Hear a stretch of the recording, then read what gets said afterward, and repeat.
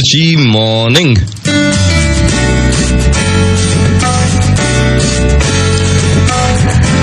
આજકાલ office hours જેવું કઈ રહ્યું જ નથી. આપણા પપ્પા લોકોનો, દાદા લોકોનો જમાનો યાદ કરો. ત્યારે ઓફિસમાં ફિક્સ કલાકો હતા કે 11 થી 6 કામ કરવાનું. 11 વાગે કામ શરૂ થાય, 6 વાગે છૂટા. હવે એવું નથી. હવે તો સવારે 8, 8:30, 9 વાગે લોકો જોબ પર જવા નીકળે અને રાત્રે 8, 8:30, 9 વાગે આવે. કોમ્પિટિશન કેટલી બધી. ટકી રહેવા માટે કેટલા બધા ઓફિસ આવર્સ, કેટલું બધું કામ કરવું પડે. હવે મારો સવાલ એ છે કે આ ઓફિસ આવર્સ જે છે એમાં ખરેખર કેટલા કલાક કામ થાય છે?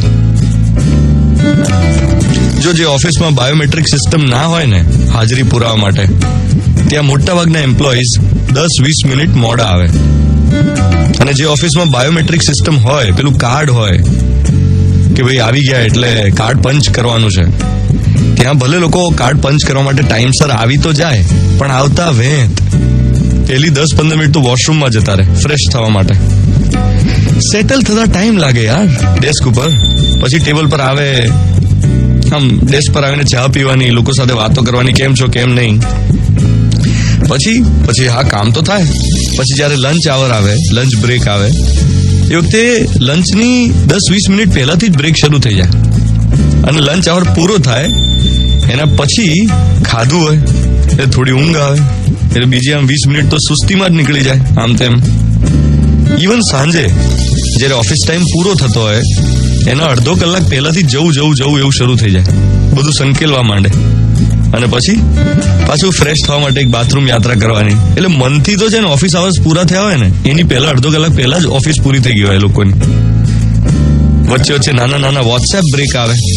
હા, વોટ્સએપ બ્રેક તો આવે જ ને.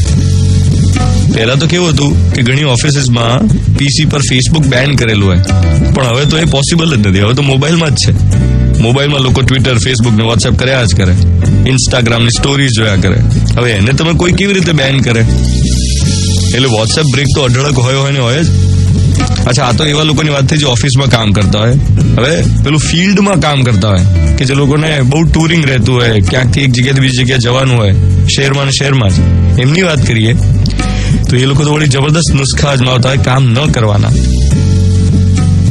ફિલ્ડમાં હોવાનો બેનિફિટ. એટલે ઓફિસના ટાઈમે પોતાના પર્સનલ કામો પતાવતા હોય. તો આ છેતરપિંડી નથી તો શું છે? આ સ્માર્ટનેસ નથી. આ બિલકુલ સ્માર્ટનેસ નથી. અને આપણે હોશિયારીમાં ખપાવીએ છીએ, પણ જરા વિચારો, આ જ વસ્તુ કોઈ સ્ટુડન્ટ કરે તો, ભણવામાં વચ્ચે વોટ્સએપ બ્રેક્સ લેતો તો આપણે એને ઠોઠ ગણીએ, આપણે ડફોડ ગણીએ કે ભણવાના ટાઈમે ભણતો નથી. પણ એ જ વસ્તુ જયારે કામ કરવાના ટાઈમે કરવાની હોય છે ત્યારે આપણે એને હોશિયારીમાં ખપાવીએ કે આ તો સ્માર્ટ વર્કર છે. હું તો એવું માનું છું કે બધા જ આવું સતત કર્યા જ કરે કે ભલે ઓફિસના કલાકો 12 હોય, પણ એમાંથી ખરેખર ઇફેક્ટિવ કામ જો ઓછું કરતા હોય તો સરવાળે પ્રોડક્ટિવિટી, એફિશિયન્સી અને સમાજની નીતિમત્તા પર કેટલો મોટો અસર પડે. સો આજનો દિવસ આપણે જરા એનાલાઇઝ કરીએ, આપણે જે કામ કરીએ છીએ એમાં, કે ખરેખર આપણે ઇફેક્ટિવલી કેટલા કલાક કામ કરીએ છીએ. આમ દુનિયા માટે તો આપણે ખરેખર 10-12 કલાક કામ કરતા હોઈશું, પણ આપણા માટે આપણને અંદરથી ખબર કે આપણે કેટલું કામ કરીએ છીએ. એ જ આજનો મોર્નિંગ મંત્ર.